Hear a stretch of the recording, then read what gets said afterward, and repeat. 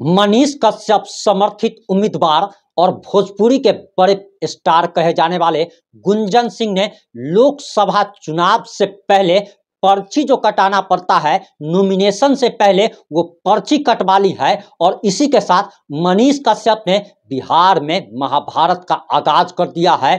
गुंजन सिंह ने पर्ची कटवा ली है। आखिर ये पर्ची नवादा लोकसभा क्षेत्र के लिए कटवाई गई है। नवादा लोकसभा क्षेत्र से जहां बिहार बीजेपी ने विवेक ठाकुर को अपना उम्मीदवार बनाया है, वहीं आरजेडी की तरफ से श्रवण कुशवाहा मैदान में है, वहीं सूरजभान सिंह भी अपना पूरा दमखम लगा रहे हैं। क्या बिहार के इस लोकसभा क्षेत्र में क्या भूमिहारों के टक्कर में आरजेडी कैंडिडेट बाजी मार लेगा? आखिर इसके नतीजे क्या आएंगे? क्या मनीष कश्यप समर्थित उम्मीदवार गुंजन सिंह इस चुनाव में भारी मतों से जीत हासिल कर पाएंगे? दरअसल 5 से 8 मिनट की रिपोर्ट में हम तमाम सवालों के जवाब आपको देने जा रहे हैं।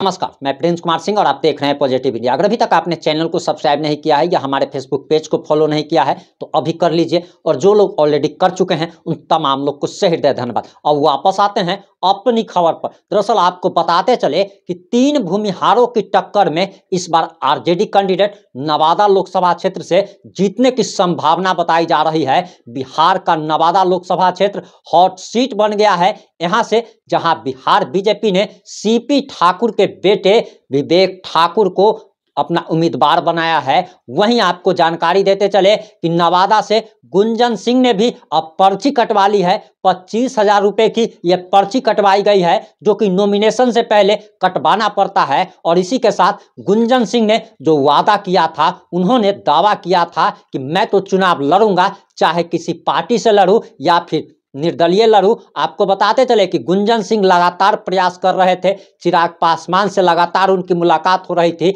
लेकिन इस बार नवादा की सीट बीजेपी के खाते में चली गई और बीजेपी ने वहां से सीपी ठाकुर के बेटे विवेक ठाकुर को अपना उम्मीदवार बनाया है। आपको जानकारी देते चले कि नवादा क्षेत्र में जातीय समीकरण हमेशा से हावी रहा है और लगातार 3 बार से वहां एनडीए के कैंडिडेट उम्मीदवार जीतते आ रहे हैं। 2014 में वहां से गिरिराज सिंह ने जीत दर्ज की थी, वहीं साल 2019 में सूरजभान सिंह के भाई चंदन सिंह ने लोजपा रामविलास से जीत हासिल की थी। वहीं साल 2024 के लोकसभा चुनाव में एनडीए ने विवेक ठाकुर को अपना उम्मीदवार बनाया है और चिराग पासवान के खाते में ये सीट नहीं गई, जिसके कारण गुंजन सिंह को मौका नहीं मिल पाया। लेकिन अब गुंजन सिंह ने कमर कस ली है और आपको जानकारी देते चले कि मनीष कश्यप गुंजन सिंह के लोकसभा क्षेत्र में चुनाव प्रचार करने जाएंगे। आखिर इसका फायदा क्या आरजेडी गठबंधन को होगा? इसी पर हम चर्चा करने जा रहे हैं। आपको बताते चले कि नवादा लोकसभा क्षेत्र में सबसे ज्यादा वोटर्स की संख्या भूमिहार वोटर्स है, उसके बाद भूमिहार वोटर्स के बाद यादव वोटर्स की संख्या आती है। वहीं एससी एसटी और मुस्लिम समुदाय के लोग भी निर्णायक भूमिका में रहते हैं। लेकिन कहा जाता है कि जिस तरह भूमिहार झुक गया वही सांसद बन जाता है, और इस बार 3 भूमिहारों की सामने सामने टक्कर हो रही है। आपको जानकारी देते चले कि जहां मनीष कश्यप भी भूमिहार समाज से आते हैं, वहीं गुंजन सिंह भी भूमिहार समाज से हैं, सूरजभान सिंह भूमिहार समाज से हैं, वहीं विवेक ठाकुर जो एनडीए के उम्मीदवार है वो भी भूमिहार समाज से आते हैं। और ऐसा लग रहा कि अगर मनीष कश्यप वहां पर अगर चुनाव प्रचार करने जाते हैं तो ये नरेंद्र मोदी का वोट काटेंगे, ये बीजेपी का वोट काटेंगे। वहीं सूरजभान सिंह के बारे में भी चर्चा चल रही है कि सूरजभान सिंह ने भी वहां से टिकट लेने की कोशिश की, लेकिन बीजेपी से उनकी बात नहीं बन पाई, बीजेपी ने उनकी बात नहीं मानी और अंदर ही अंदर सूरजभान सिंह एनडीए कैंडिडेट को चुनाव हराने की तैयारी कर रहे हैं। आपको जानकारी देते चले कि जहां भूमिहार वर्ग में गुंजन सिंह का बहुत ज्यादा क्रेज है, उससे भी ज्यादा सूरजभान सिंह का क्रेज है। और अब ऐसा लग रहा है कि 4 भूमिहारों की टक्कर में कोई 5वां बाजी मार ले जाएगा। और श्रवण कुशवाहा के बारे में बताया जा रहा कि श्रवण कुशवाहा जो कि आरजेडी उम्मीदवार हैं, वो जीत हासिल कर सकते हैं। आपको जानकारी देते चले कि वहां पर सबसे ज्यादा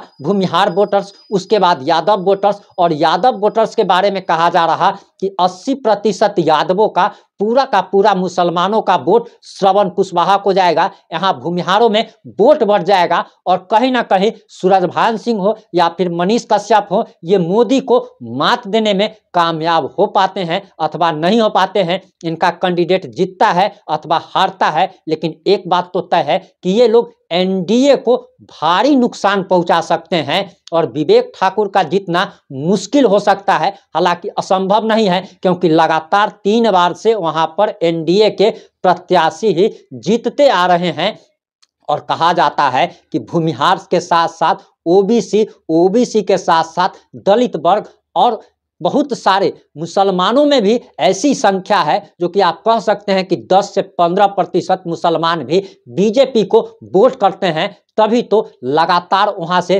बीजेपी के प्रत्याशी लाखों वोटों से चुनाव जीतते आ रहे हैं। हालांकि अब ये देखना बाकी होगा कि मनीष कश्यप और गुंजन सिंह क्या कमाल दिखा पाते हैं। मनीष कश्यप ने पहले ही घोषणा कर दी थी कि वह 10 से 12 लोकसभा क्षेत्र से अपने प्रत्याशी उतारेंगे, जिसमें एक नाम गुंजन सिंह का भी बताया जा रहा था। गुंजन सिंह ने अब पर्ची जो है वो कटवा ली है, 25,000 रुपए की ये पर्ची कटवाई गई है। सूरजभान सिंह भी अंदर ही अंदर तैयारी कर रहे हैं और ऐसा लग रहा है कि जैसे मनीष कश्यप ने इस बार प्रधानमंत्री नरेंद्र मोदी को बिहार में कम से कम सीट पर रोकने की पूरी तैयारी कर ली है। लेकिन ये भी बताया जा रहा कि मोदी लहर में मनीष कश्यप हो या गुंजन सिंह हो या फिर सूरजभान सिंह हो, ये लोग साफ हो जाएंगे, क्योंकि प्रधानमंत्री नरेंद्र मोदी की तरफ से हर एक रैली में यही कहा जा रहा है कि जितने भी लोकसभा क्षेत्र से चाहे जो भी प्रत्याशी खड़ा हुए हो, जिस भी प्रत्याशी को एनडीए ने अपना उम्मीदवार बनाया हो,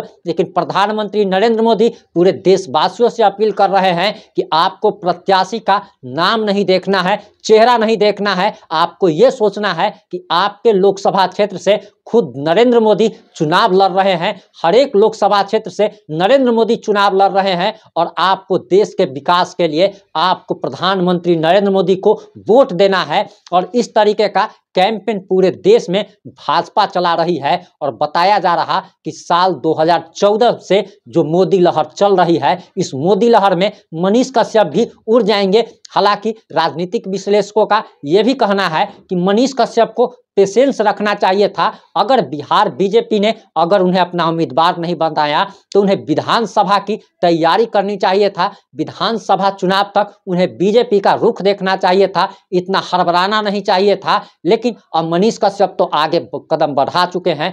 हालांकि अब ये देखना बाकी रहेगा कि मनीष कश्यप हो, गुंजन सिंह हो, सूरजभान सिंह हो, ये लोग एनडीए उम्मीदवार को नुकसान पहुंचा पाते हैं अथवा नहीं नुकसान पहुंचा पाते हैं। लेकिन आज से 1 से 1.5 महीना पहले मनीष कश्यप ने गुंजन सिंह का इंटरव्यू लिया था। उस समय मनीष कश्यप को भी पता नहीं था कि बीजेपी उन्हें टिकट देगी अथवा नहीं देगी, लेकिन इसी बीच दोनों के बीच करार हुआ था कि गुंजन सिंह मनीष कश्यप के क्षेत्र में चुनाव प्रचार करने जाएंगे और मनीष कश्यप गुंजन सिंह के क्षेत्र में चुनाव प्रचार करने जाएंगे। वो वीडियो आपने जरूर देखी होगी। हालांकि वो क्लिप एक बार फिर से हम आपको दिखा दे रहे हैं, लेकिन आप कमेंट करके जरूर बताइएगा कि क्या नवादा लोकसभा क्षेत्र से बीजेपी कैंडिडेट विवेक ठाकुर चौथी बार झंडा गाड़ने में कामयाब हो पाते हैं या फिर मनीष कश्यप हो या फिर सूरजभान सिंह हो, ये लोग एनडीए को नुकसान पहुंचाकर कहीं ना कहीं